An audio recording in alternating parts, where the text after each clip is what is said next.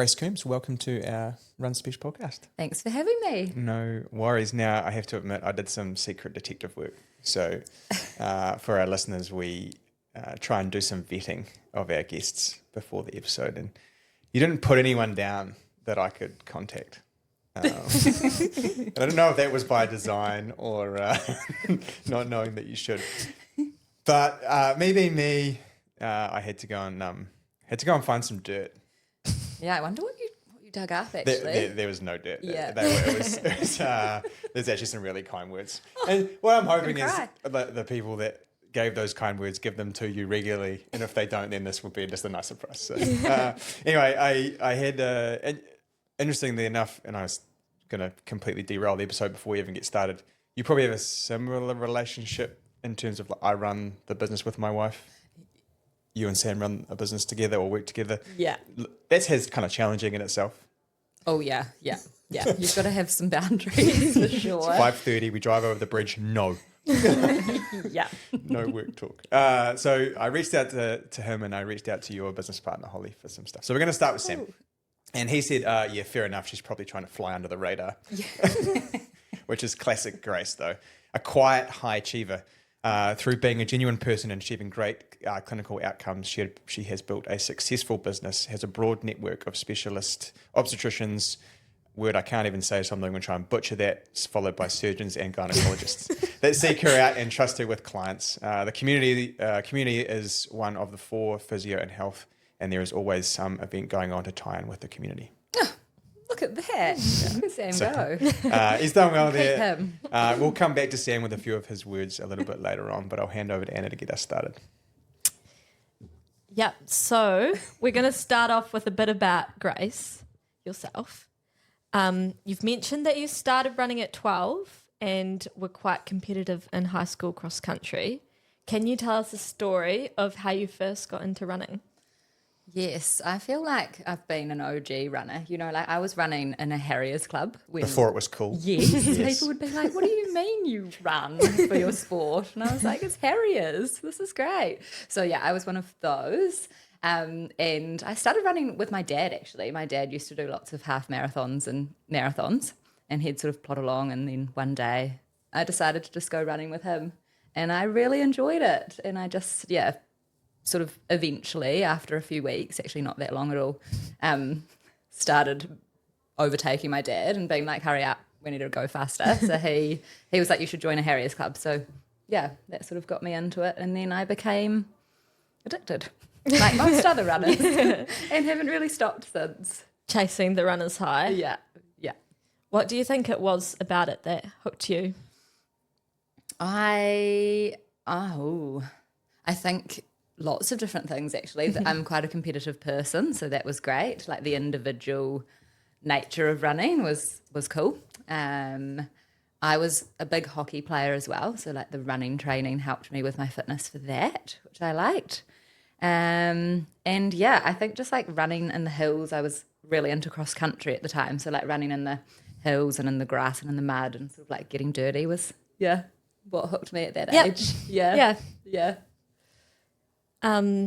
What made you decide to step away from the more competitive side of running?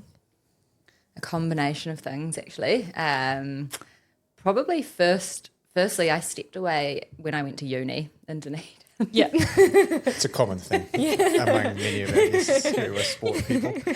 Yeah, I feel like, that doesn't really need much explaining, but my priorities changed. Away from running to socialising and the Otago lifestyle's not conducive to competitive sport. I tried for about 6 months and then ended up sort of giving it up for a couple of years. Yeah, but also I was having a lot of trouble with injury.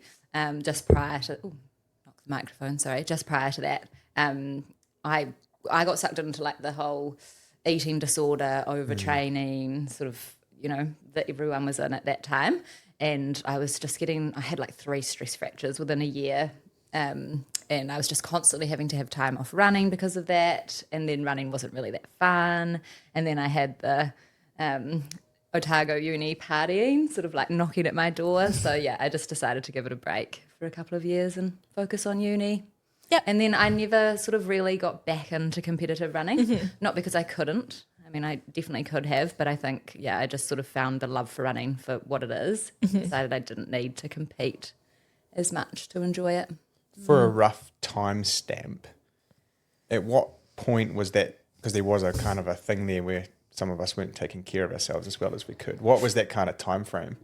Like age? Yeah. I was probably about 15, I reckon. Yeah, 15 to about 18. Yep. Yeah. And so is that roughly sort of So sorry, what year? 2008 through to 2012, say, roughly? Yeah, I would say like 2007. Yep. Yeah, so 2012, yeah. It was just sort of that time where we all just thought, right, I just need to be the leanest I can be, because we had all of these role models that were winning races who were, like stick figures. It was like, right, I need to look like that to run at that level. And we just didn't have the education that we have now. My coach was amazing, but she just didn't have the knowledge at the time. And I feel like it wasn't something that was kind of talked about. At the time, no one, I don't know what you were like, but no one would have brought up with me, you're looking a bit thin. Yeah. It went unsaid, and it might have even been more difficult for that to be said to a female. But definitely for the guys, there was nothing. It was like, oh, you ran really well on the weekend. And it almost gave like a false, what am I trying to say? Like you ran well, so I'll get leaner. Yeah, exactly. Yeah. And it Like was a false positive. Oh, totally. Yeah. It was not great, hey. And also there was no education around like, oh, you're running really well, but you feel rubbish. Like you can't sort of study or socialize, or you're sort of like so obsessed with It's a good word. running. Obsessed.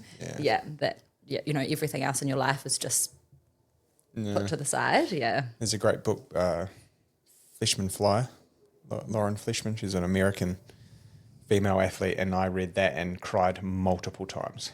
Because you could relate. Yeah. And just because you're like, I was so cruel to myself and to the people in my group. Oh, yeah. Because you knew what everyone was going through, whether it was the guys or the girls. You'd turn up to training and you could see the sunken eyes, the lack of attention. It was like you were kind of robots. Yeah. And then one of you was always going to get hurt before a big, national champs or a qualification race or a time thing. Anyway, it's great. For anyone listening, if you do have young athletes or young kids who are into the sport, it's a phenomenal book. Yeah, I'll have to read it. Katie came in and she's like, you okay? And I was like, not really. but I'll be sweet. I'm just apologising to little me. Yeah.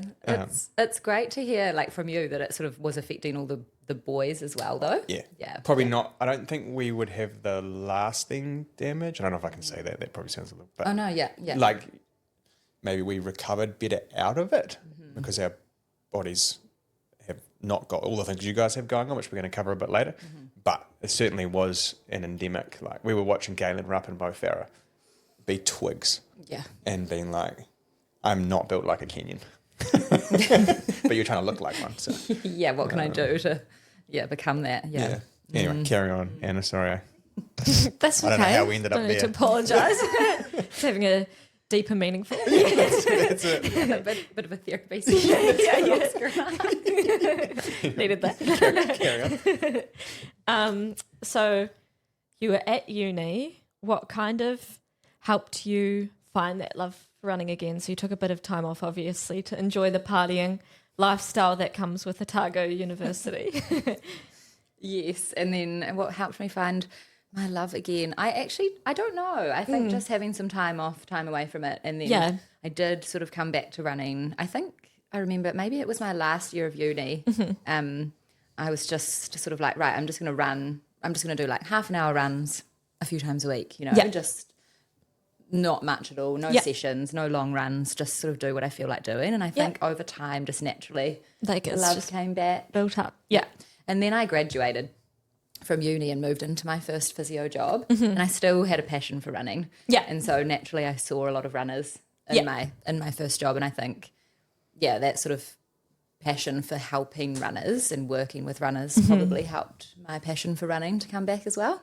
Yeah. Yeah, definitely. Because I kind of had a streak of injuries myself, and then when because in high school I did a lot of running and adventure racing and stuff like that. And then I kind of got a bit injured. And then for like a couple of years, I just did like nothing in terms of running. And then I had kind of started getting back into it. But then I think working at Front Runner, where you're surrounded by so many people who love running so much and would do anything to like get back into running and stuff, you're like, oh yeah. Yeah, and it kind of builds it that way, I think. Exactly. I think being around like positive,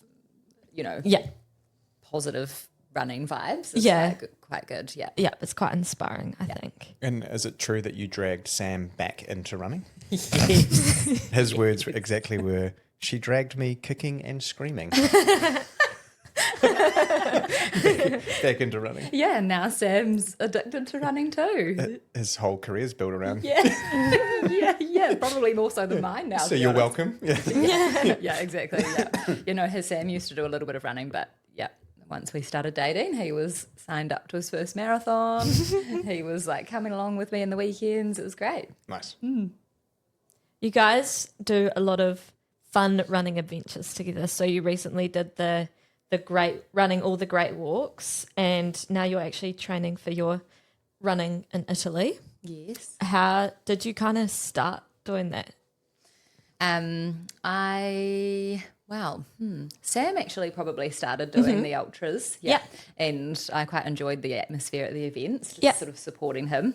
And it looked really fun. Like ultra running is so fun because you get to walk sometimes, you get to eat. Sometimes you stop and stand still for a while. Like it's quite nice and broken.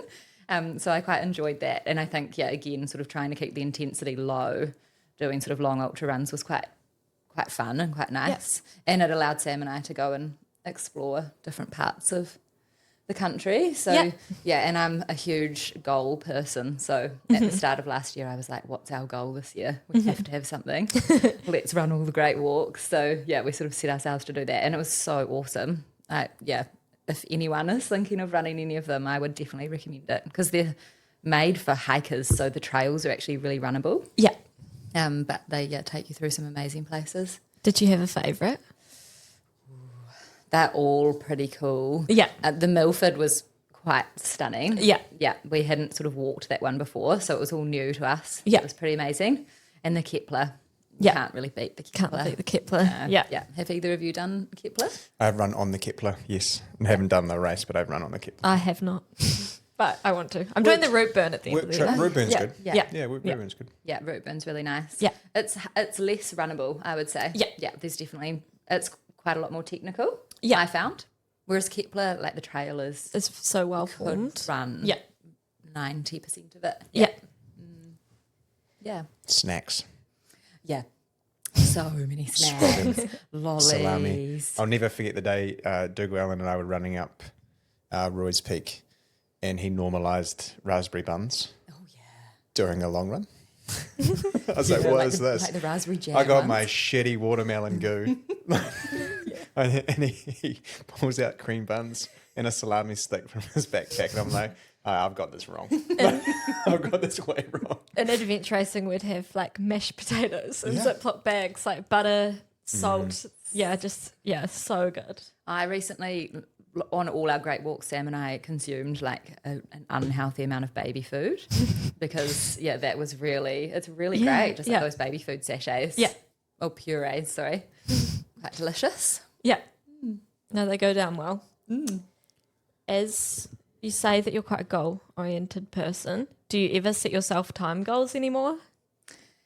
Sometimes. Yeah. Yeah. Just to keep things exciting? Yeah, but mainly just, I do.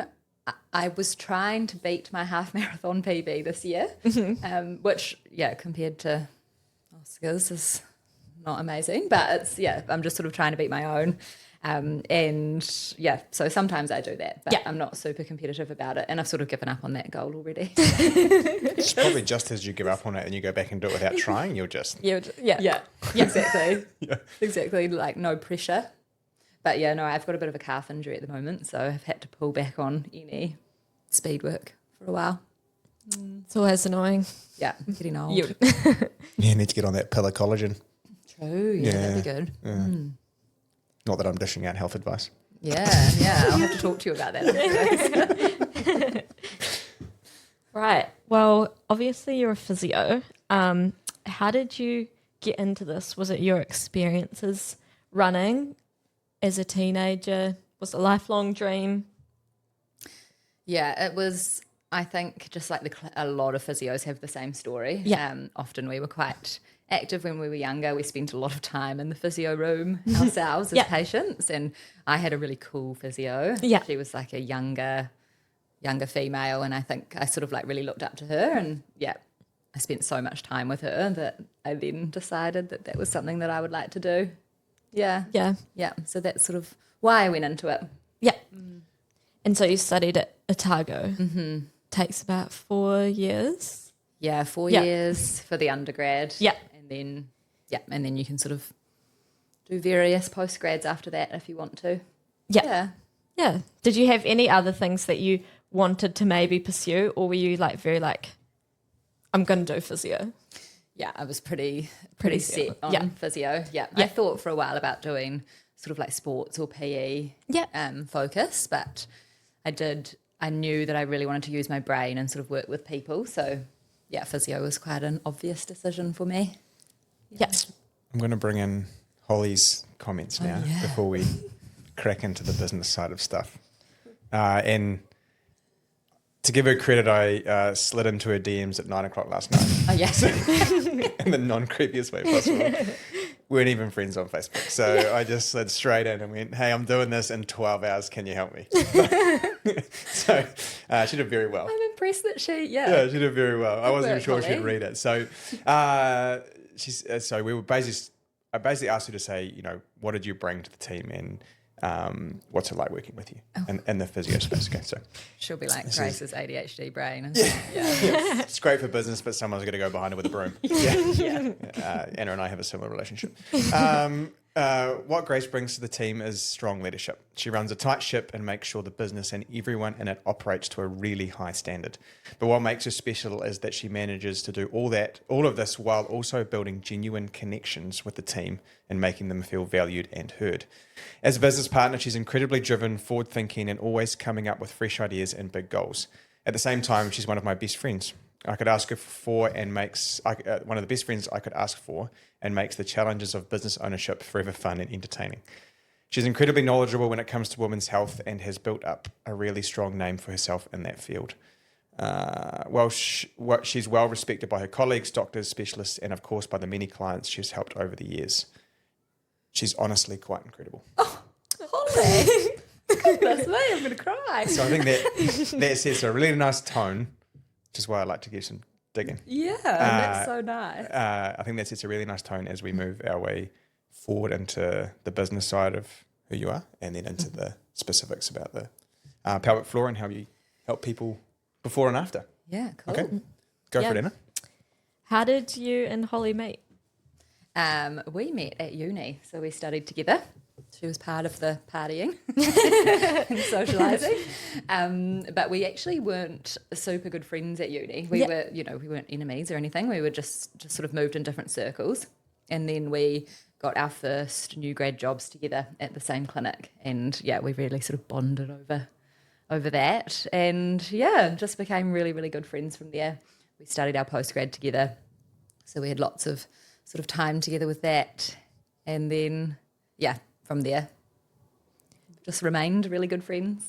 Oh, it's nice, those kind of friendships that just kind of form over time. Yeah, so nice. And now, Holly will admit to this as well, but I set Holly up with one of Sam's best friends, and now they're married.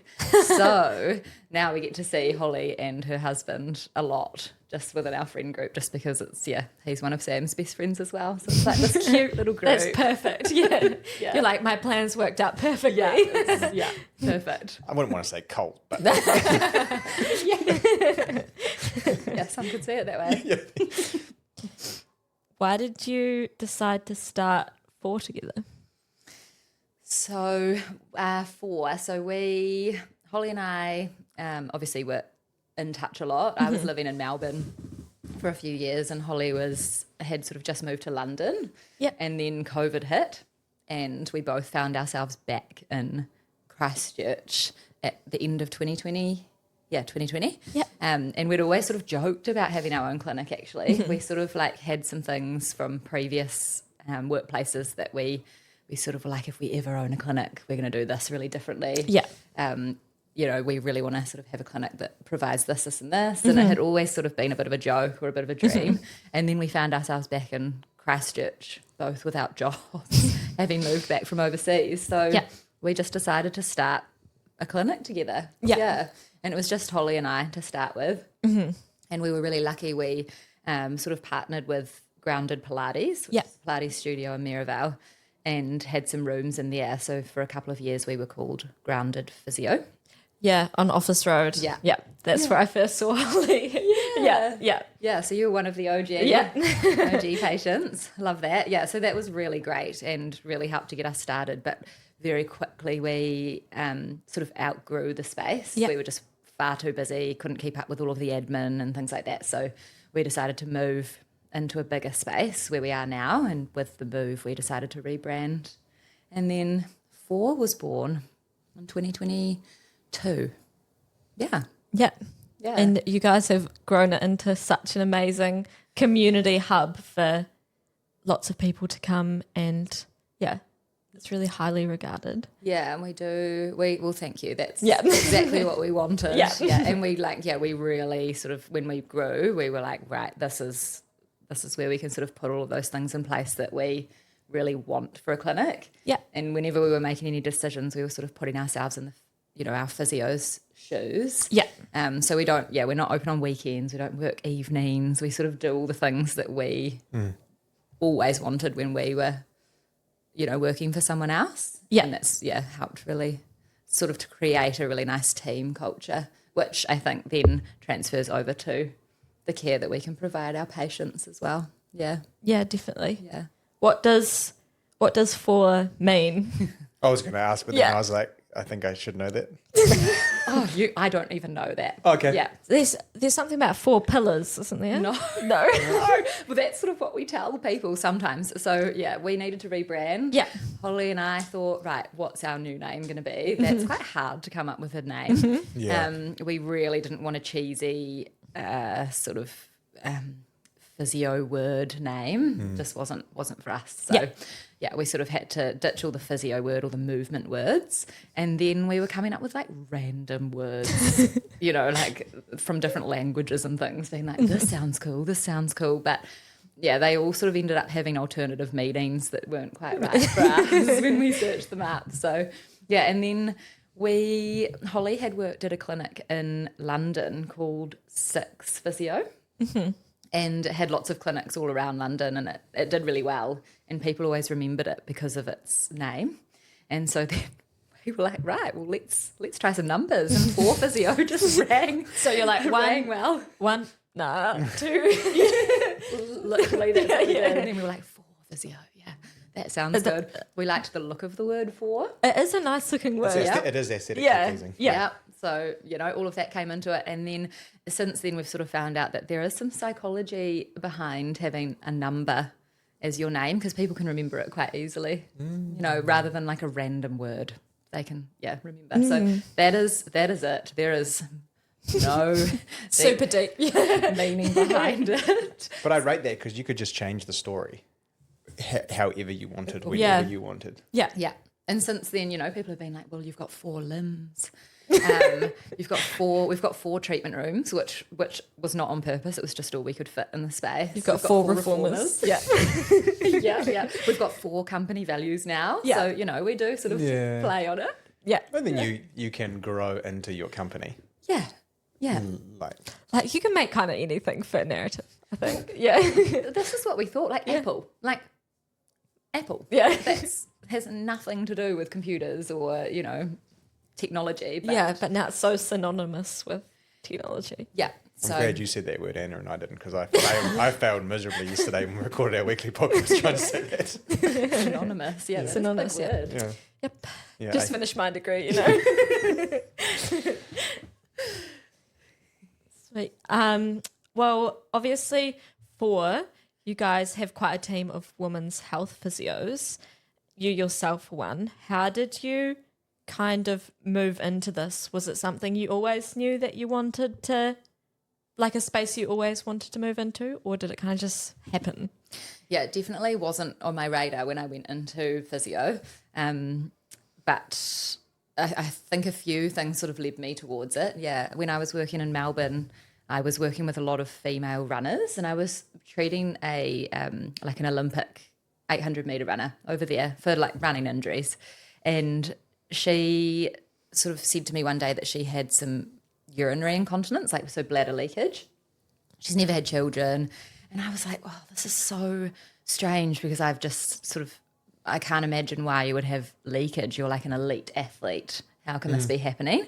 And she went and saw a women's health physio actually, and sort of came back and told me all about her experience. And I was just so interested in you know what she'd told me. Yeah. And I honestly think that that's where like the passion sort of sparked. I was like, wow, this is so cool. You know, it doesn't have to always just be pre and postnatal. You can work with athletes in this space as well. So yeah, I decided to do a few courses, just sort of like weekend courses, just to see if I liked it.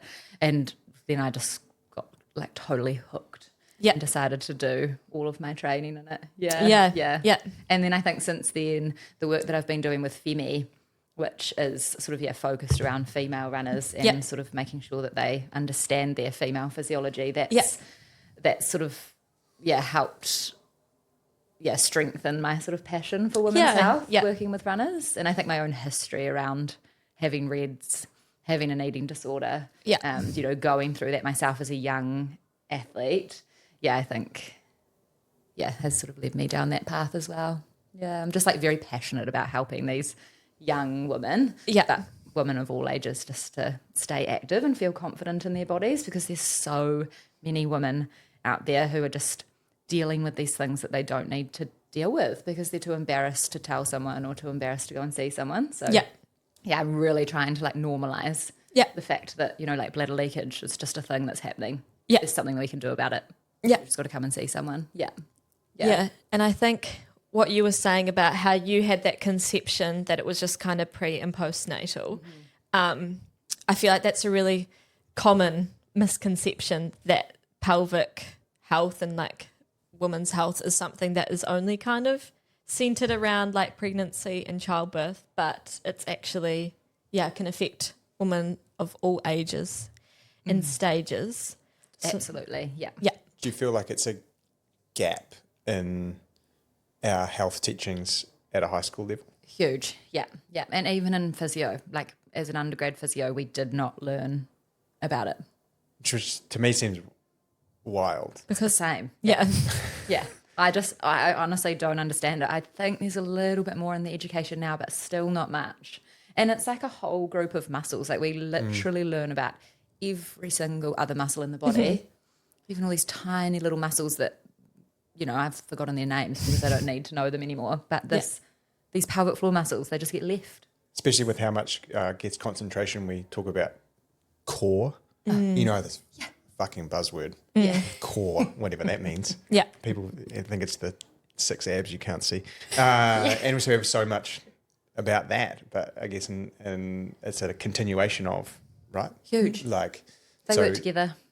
So I'm going to show my ignorance around that area, but it's like if we're going to do or focus all of this area on this is what it means to look good or have a summer bod or whatever, and we talk about it so much that we just forget that there's anything below it. Or inside of it. So anyway, So with that being said, shall we start with the absolute basics? So many of us have heard about our pelvic floor or our core muscles, as Oscar said, but what exactly is it? What is its role in our daily lives and specifically in running? So, great question. Very passionate topic of mine. let's go. Well, I've got my wee pelvic model here, which I'll show you in Oscar. This is Polly the pelvis. We've got 3 pelvises at 4, and they've all got their own names, but pretty short. Can you tell them apart? There goes the rectum. Just fell out. Prolapse. Prolapse, yeah. That's get on to the white of bad prolapse, that one. Just exiting the body. Through the top. Through the top. It's a gymnast injury. Not great. So the pelvic floor muscles, both men and women have them. And actually the anatomy of them is very, very similar for both men and women. It's just unfortunately women, because of, I'm getting sidetracked already here, but because of things like childbirth and hormonal changes that occur throughout our lives, our pelvic floor muscles and sort of like the function of them are affected a lot more than in men. So then we sort of have more symptoms to possibly deal with. So the pelvic floor muscles are you can think of them like a sling or like a hammock of muscles that sit inside the pelvis, and they help essentially to support your pelvic organs and hold them up inside the pelvic bowl. So if you look at my little model here, everything that is red is pelvic floor muscles. So lots and lots of people sort of presume that the pelvic floor muscles are just like these little muscles around the vaginal opening. Yeah. But actually the pelvic floor muscles are, yes, those small muscles there, but they're also these sort of like big group of muscles inside the pelvic bowl. And they actually, attach to the pubic bone at the front. They go all the way back to the tailbone or the sacrum, and they come right up each side, so sort of just inside where the hip joint would be. So they're quite big. I sort of think of them like a big trampoline, really. And then sitting on top of the trampoline of muscles are the pelvic organs. So you've got a little bladder that sits in the front there like that on top, and then you've got your uterus, which sits on top of that. Obviously, as a male, you don't have your uterus, but you've got your prostate. Mm-hmm. Yeah, and then you have your rectum, which just gets sort of squished in there like that. So they sit in there on top of those muscles, and as you go about your day, even just sort of like walking or even just standing, there's pressure from gravity coming down onto that area, so your muscles are helping to support them. How, I guess, like tightly packed are they in there, and can they be swayed by up and down, like so running movements? I think Anne's got that question in there. I'm kind of jumping around, but can they jump up and down, or are they quite tightly packed? Yeah, so the organs are pretty tightly packed because they're supported from underneath by the muscles, but they've also got connective tissue and like fascia and things like that, sort of helping to hold them in place. But yes, the muscles. So when you're running, obviously there's a bit of up and down movement. Impact. Your pelvic floor muscles, just like all the other muscles in your body, they have to absorb that impact load. And that can be really great for your pelvic floor muscles if they're functioning well, because it actually strengthens them. Every time you hit the ground, your muscles will be sort of reflexively contracting to try and support everything there, which is awesome. So runners tend to have very strong pelvic floor muscles, sometimes too strong. And that can cause issues. But yeah, running and the impact of running, if you've got sort of pelvic floor dysfunction, so your pelvic floor muscles might be weak, or they might have been damaged in some way from childbirth is a really common example, or they've been affected because your hormones have changed, which can have an influence on that. Then running can sometimes be a little bit more sort of detrimental to those muscles because of that impact. It can sort of put them under quite a lot of stretch and under a lot of strain and pressure, which can increase symptoms that people don't necessarily want. Yeah. So yeah, the muscles are working hard for you all day, and they're working even harder when you're running. Yeah.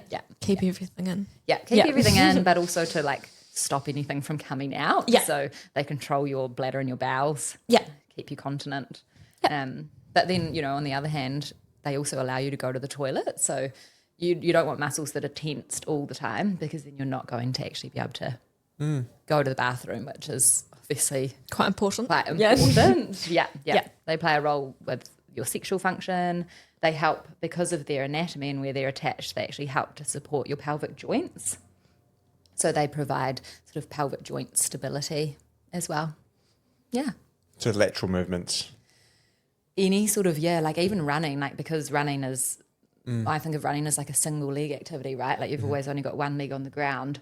So there's quite a lot of pelvic stability required, and there's quite a lot of there could be a bit of torsion through this front joint or through your sacroiliac joints at the back, and your pelvic floor are sort of working internally to help stabilize that, just like your glutes or your adductors would work externally to the pelvis. Yeah. Geez, I'd love to figure out the different stress points in carbon and non-carbon on the front of a pelvis. Yeah, that would be interesting. Yeah, I don't know how you would make that a fair test.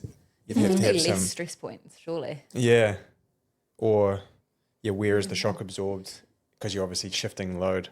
Anyway, so we're not talking about We that. should do a But study and like how that affects the pelvic floor. Oh, yeah, that'd it would be. interesting. I know, and then we were having a to completely hijack this. We were having a discussion about high energy return foams, and like because it obviously pushes energy back at you. So whereas not taking, if you stand on a squidgy surface, obviously you got to find stability. But what happens when no one's done anything about it coming back? Yes, and that's why, like, the obviously shock. your feet and your calves just get hammered. Yeah. Yeah. But yeah, I wonder how far up that transfers. Be very interesting Be. and rocket and yeah, okay, all right, I'm in. Yeah. All right, I'm in. Ooh. I might ring Sam later. Yeah. Yeah, do. I'm sure we'll be keen. So what are some of the warning signs or symptoms that a runner, particular female runner, might experience that would indicate they should seek out some help surrounding their pelvic health? Yeah, it's a great question.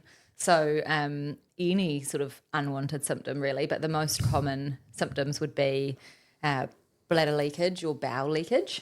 And that could be as a result of weak pelvic floor muscles or like uncoordinated pelvic floor muscles, but it also could be because the pelvic floor muscles are too tense, which is more common in runners. Yeah, I personally, I was dealing with like a lot of back pain for ages, and I was seeing Holly and it was getting better, but it kind of plateaued. So I got referred and I saw Georgia. Yeah. Because I was also getting like referred pain into my hips and stuff, and I had my pelvic floor was just really gripping on. So that like getting help with that had really helped like my hip and back pain. But anyways, That's yeah. also Yeah, great yeah. to hear. Yeah. And you would never sort of instantly think that, would you? No, Yeah. I had no idea before like Holly started talking to me about it and was like, this actually might be something, because they're all connected up, but you just don't think about them. No, you blame the most tangible thing, like the shoes on your feet. Yeah. Yeah. Yeah. Yeah.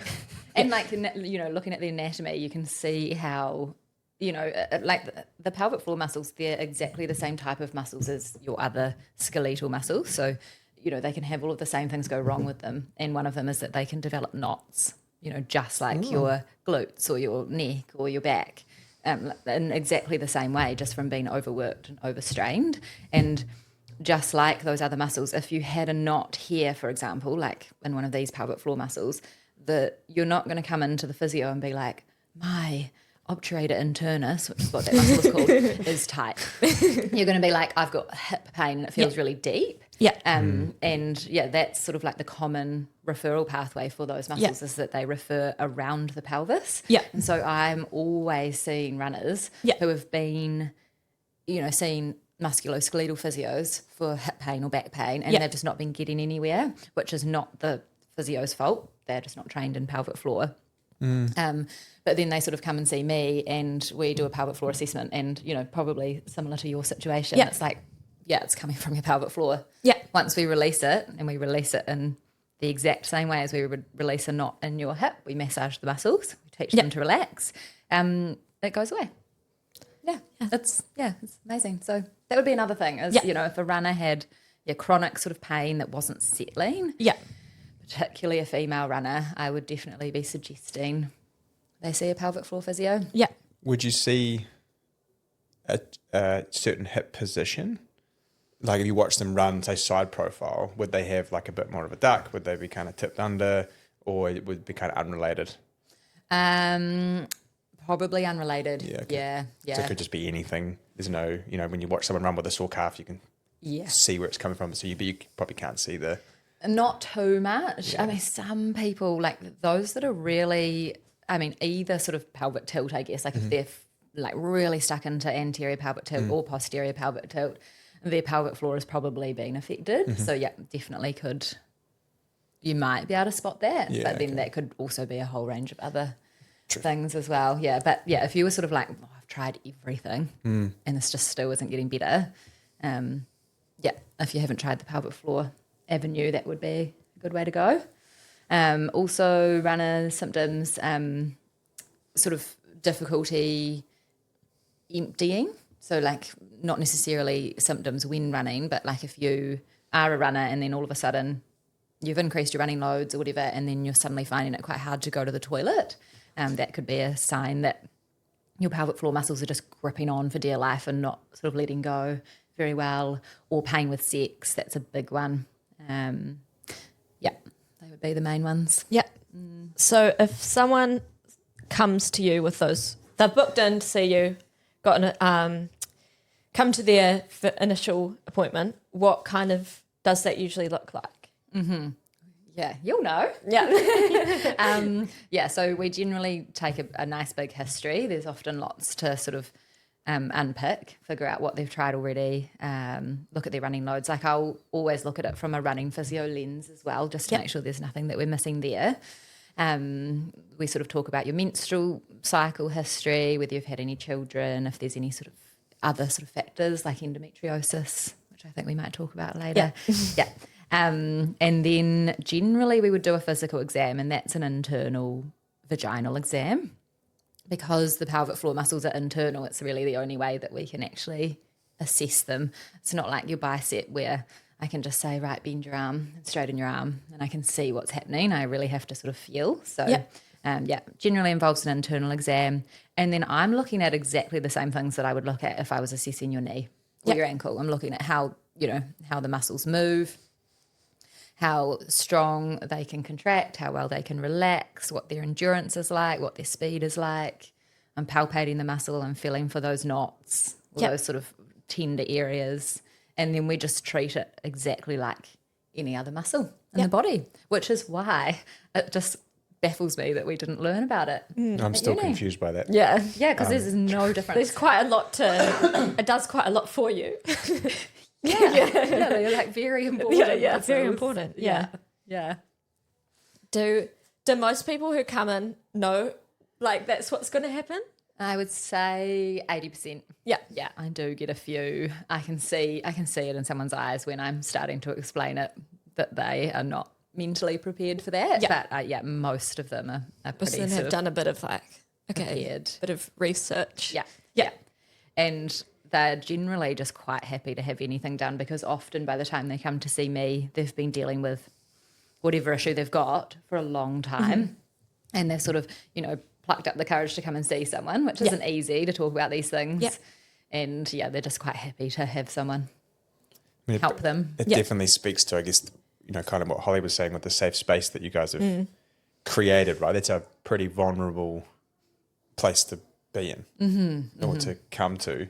And whether or not they're at a wit's end or it's like you actually have to walk in there and have that initial conversation, knowing what's going to happen. And no one likes that. No one likes that. Whether it's that or it's anything else in that area, it's kind of like that's a pretty vulnerable space. So I think that's a real credit to how you guys have managed to get to a point where people are like, actually, I need help. And I trust these group of ladies to help me. It can't be easy. No, yeah. And I think I'm just like, trying to get the word out there, like these sorts of podcasts are great, right? And just sort of normalizing the talk, like just sort of saying like, this is actually super common. Yeah. Not making it this big sort of like hush hush, or we've got to be careful around this topic, because that's what makes people scared to come in. Yeah. Yeah. And we do treat men. I have seen a few sort of male athletes, because men also end up with overactive pelvic floor, and the symptoms would be pain around the pelvis, often sort of having bowel troubles, or sort of like sexual function concerns with the overactive pelvic floor. Men don't love it as much, because we do have to still do an internal exam, and there's only one way to do that. But it's really helpful for them. Yeah. And again, generally they're sort of at their wit's end and quite happy to have some help. Yeah. And we're trying to normalize things like prostate and like it's just part of your body. Whatever, man. Yeah. It's previous generations that decided it was not able to be talked about. It's not us, right? Try and break those things down. Totally. So you brought up endometriosis. Can you give an overview of what this is and how it may impact someone's running? So endometriosis is a sort of chronic condition, or some call it a disease, actually. I don't like the word disease. Yeah. It sounds quite intense, but lots of specialists will call it that. But it's sort of like a chronic condition that affects 1 in 9 or 1 in 10 women in New Zealand. Yep. Probably more because so many women go undiagnosed.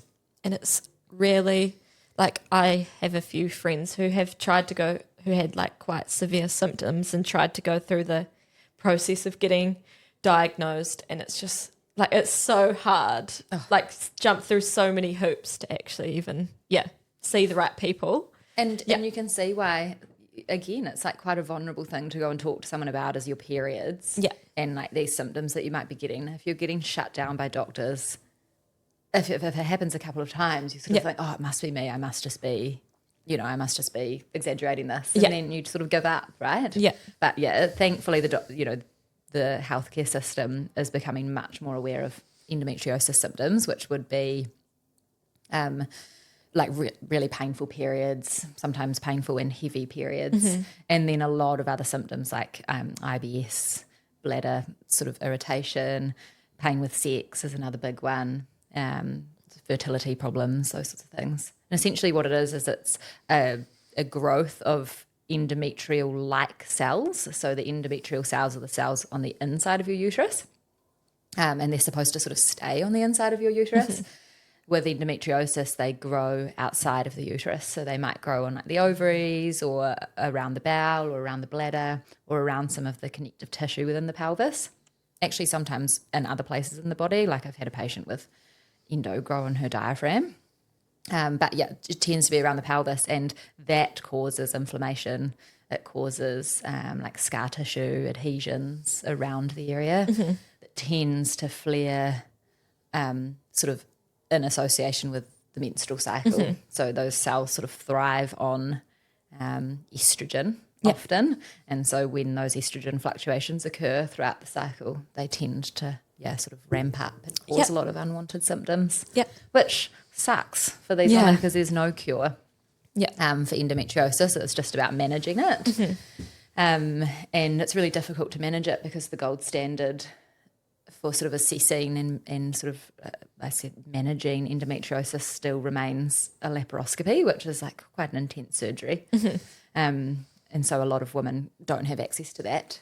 What is that? It's laparoscopic surgery. So they sort of go in through your tummy and sort of try and remove all of the endometrial-like cells from around your pelvis. A lot of the time it can grow back though. So it's sort of like quite a big surgery to go through.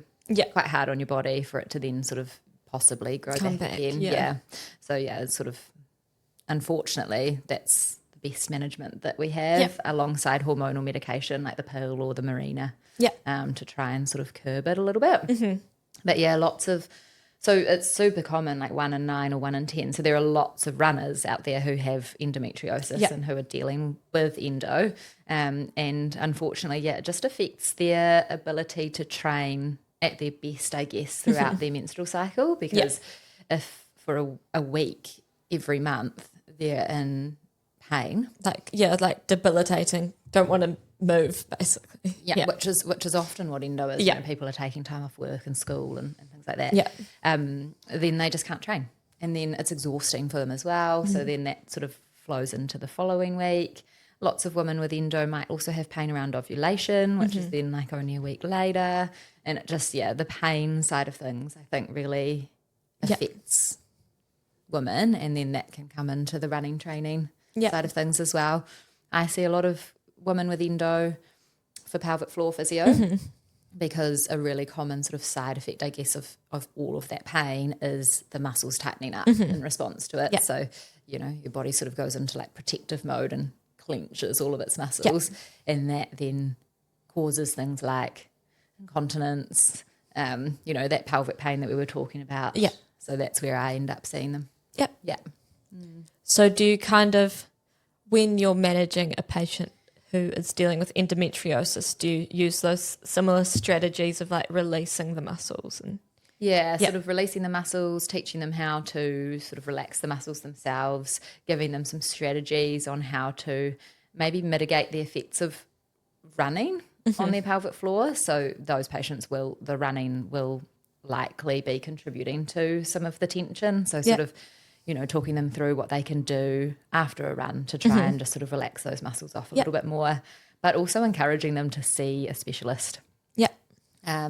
to try and sort of get on top of the endo itself will generally help quite a lot. And that doesn't have to be surgery. In fact, a lot of the specialists are moving away from that now, but even just to get some advice on medication that they could take. Yeah. Yeah, no, I think it's something that does need to be talked about more, and the management, because, it does affect so many women. I remember, I think it was year 11, we had, they got all the girls at school to go into an assembly, and we all learned about endometriosis. Wow. Yeah. That's so cool. Yeah, which is cool. But by year 11, a lot of women have had their periods for years and maybe have been dealing with some of those symptoms for so long, and just, it does often get penciled down to, you're just not got a high pain tolerance.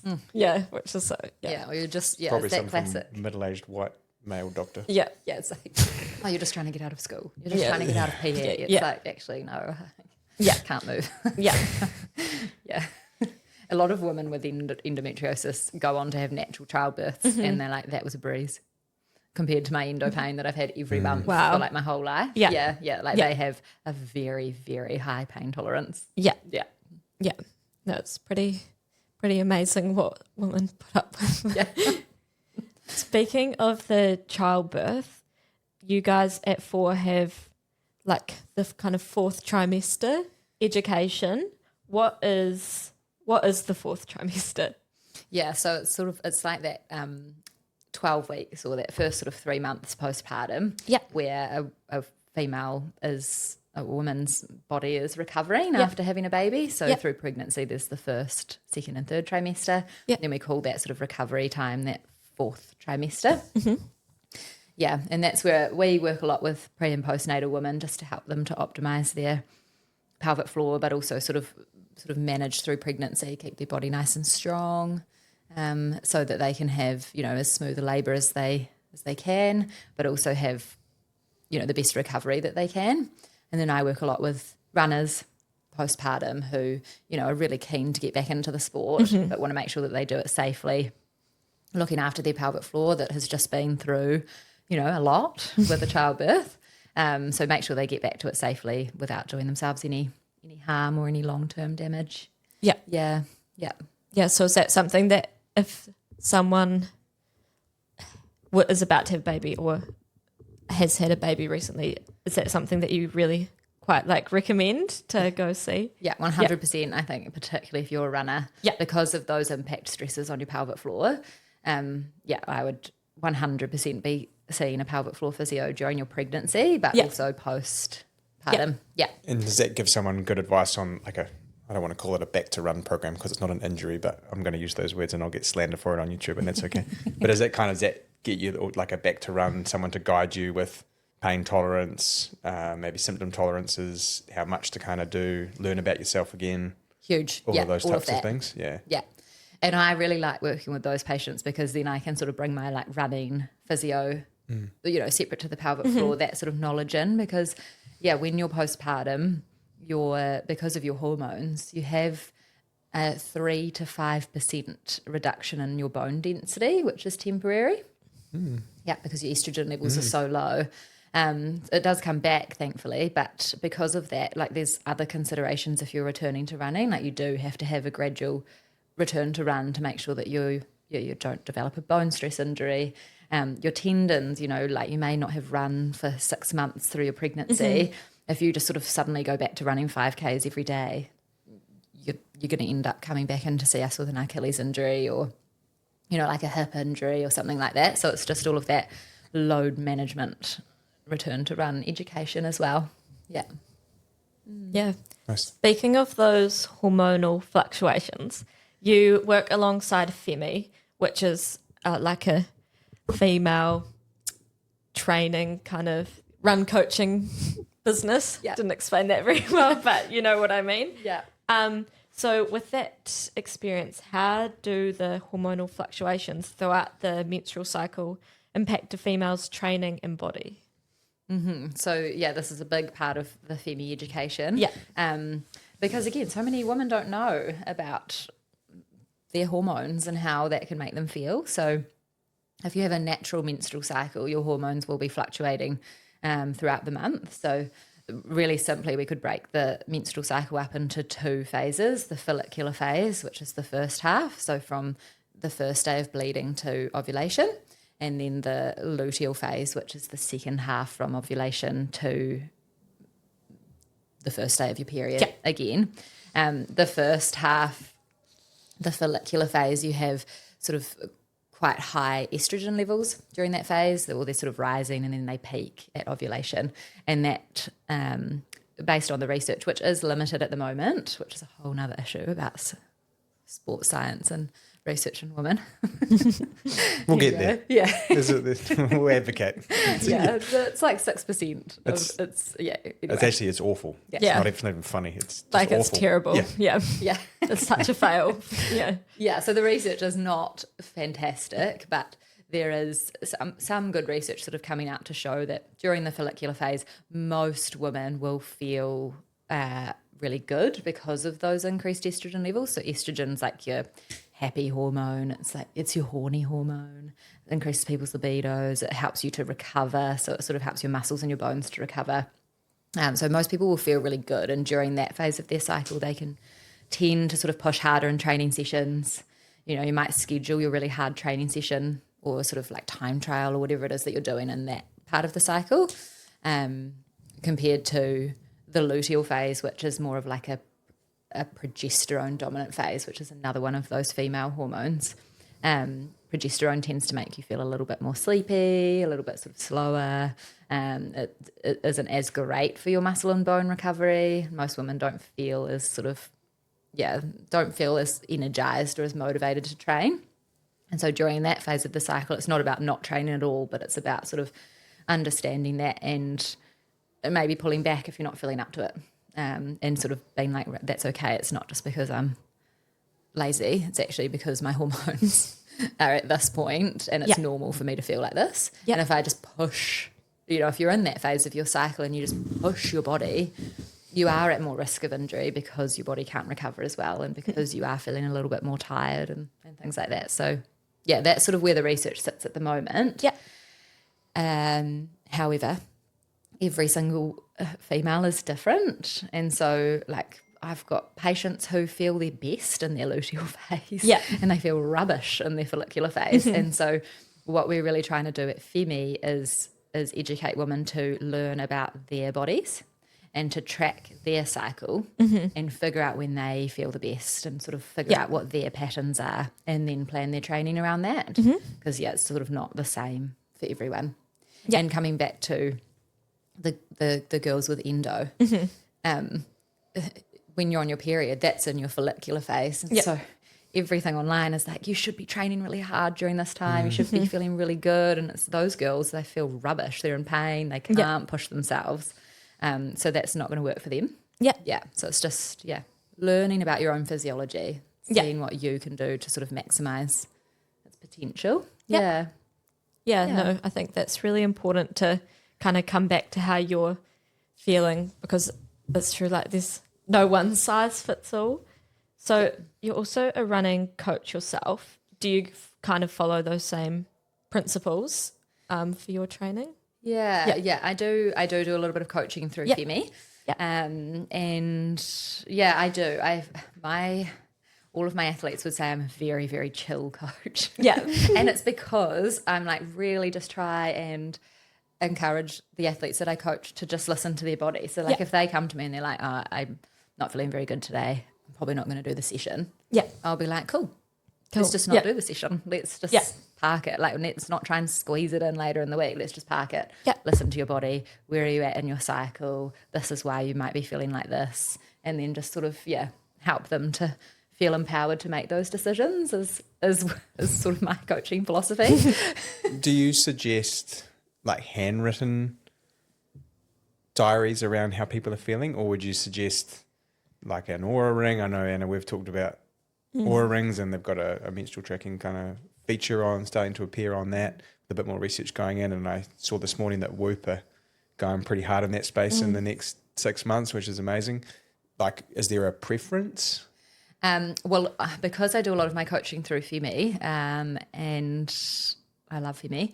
Femi has an app that amazing. Yeah, that sort of you sort of plug the coaching into, and you can track your menstrual cycle and all of that there. So yeah, I do tend to suggest that, but I honestly think any tracking device or way of tracking, whether that's a handwritten diary or an app with all of the metrics, is great as long as you can understand it and you can sort of follow it and learn what you need for your body.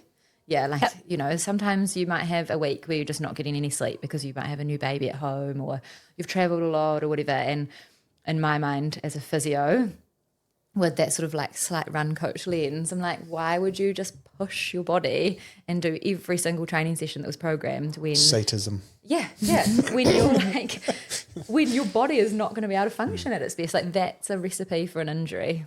And, what's the harm in just modifying that week to give your body a little bit of space to then be able to come back next week and hit all of the sessions really hard from there. Yeah. Yes. Does that make sense? Yeah, no, that totally makes sense. I got caught down a big rabbit hole about 18 months ago. Just 'cause I have a young daughter and she's sporty, right? And I was trying to, as a dad, I think we don't understand. I'll just push harder, like get up.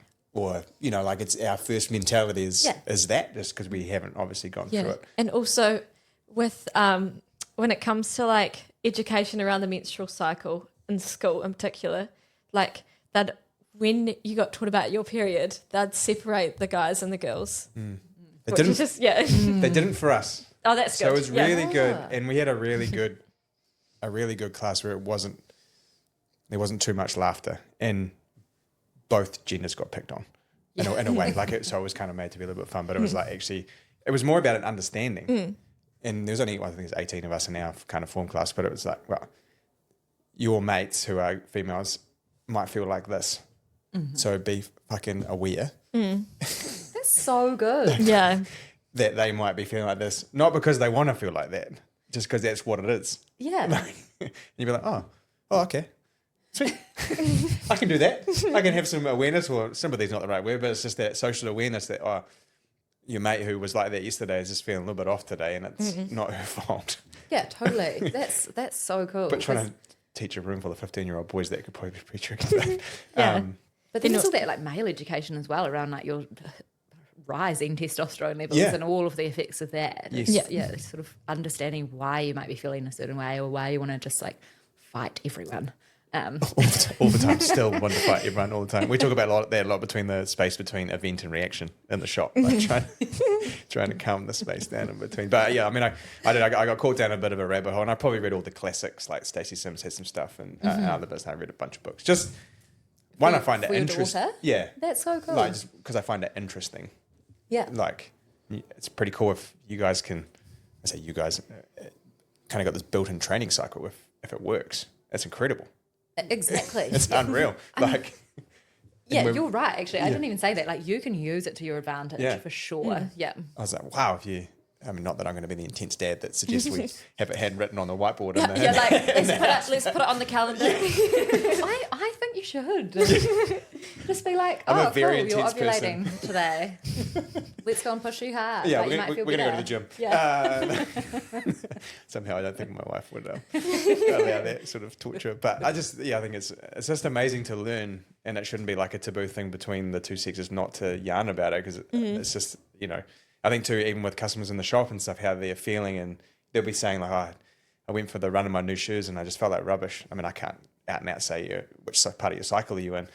Like, that's probably not appropriate, but you know what I mean? But I could. I mean, you could. I could probably get slack. Yeah. But there's lots of other stuff to think about, not just the tangible stuff that kind of on the scene level. Yes. Of all the stuff that we're talking about is my point. Yeah. I wrapped it in humour, but it was. Yeah. No, Yeah. we love humour. I think it's just understanding that people aren't going to feel, particularly women. I mean, men are the same, but particularly women are not going to feel the same day to day. And just, if you're coaching them or sort of working with them in any way, even in the shop, it's just sort of understanding that. Yeah. And not making them feel crappy about it.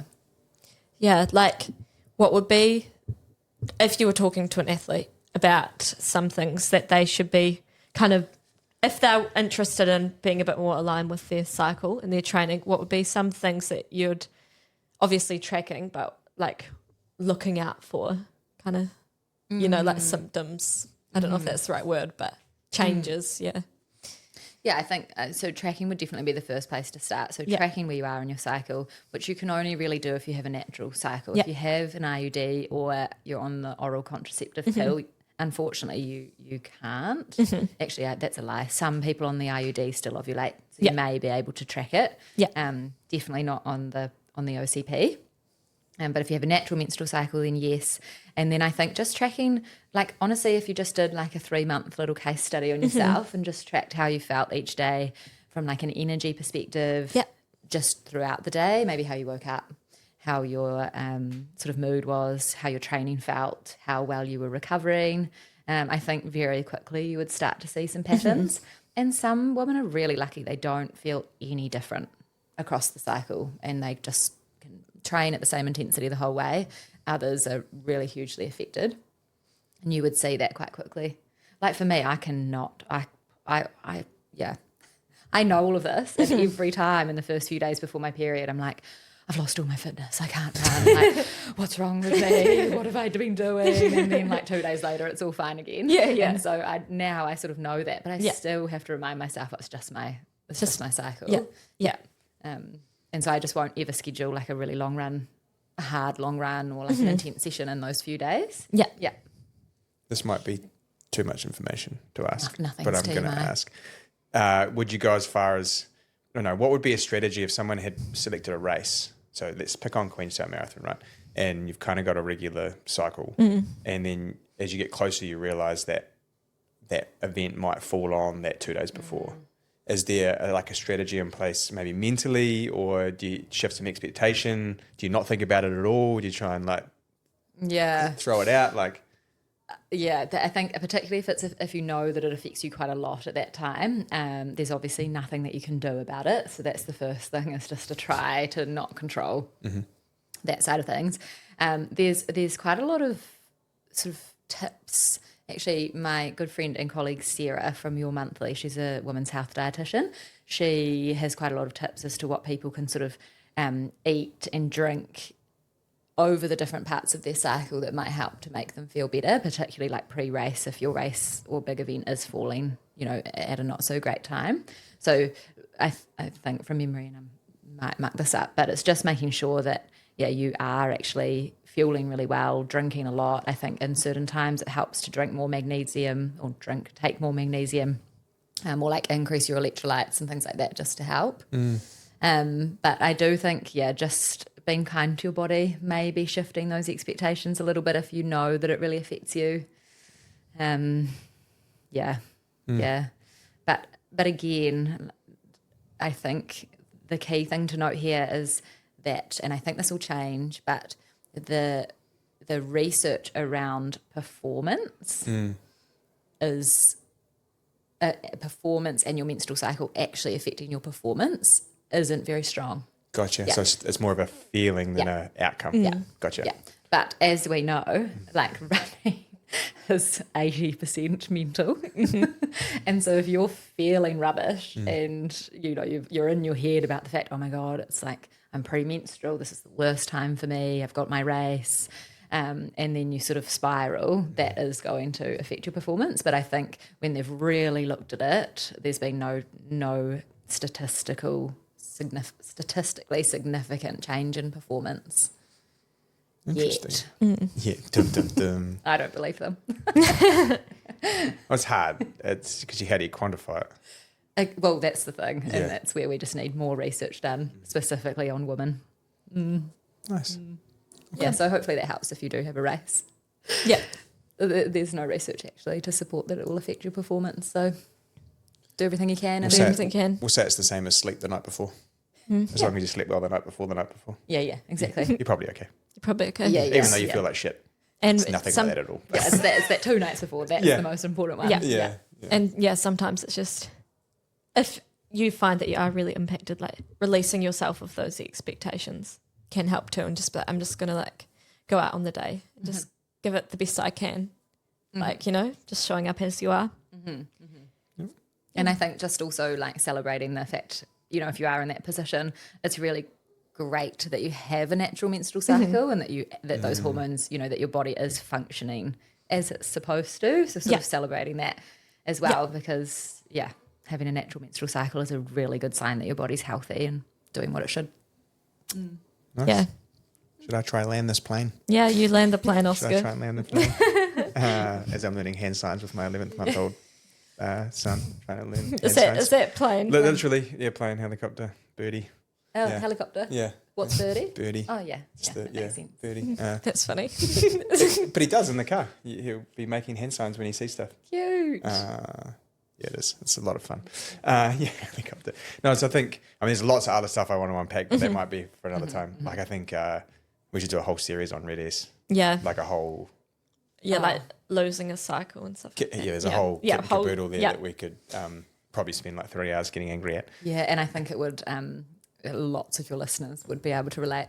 Yes. Hopefully not, but, you know, at some point in their running journey, they may have been able to relate. Well, because there's like eating disorder and then there's disordered eating.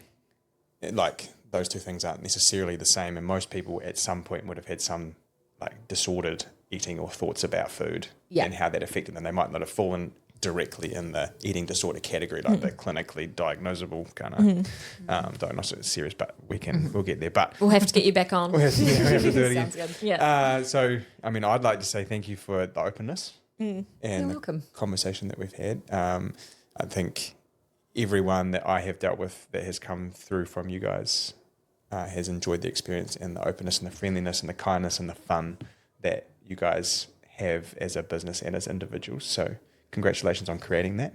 Thank you. And I appreciate your time. And I will go away and think about the things we've talked about. Anna, you want to add anything? Just that I think it's super important to talk about all these things. So it's cool that we could get you on today and kind of share that with the audience. Yeah, awesome. Yeah. Well, thank you very much for having me. I've had a great time.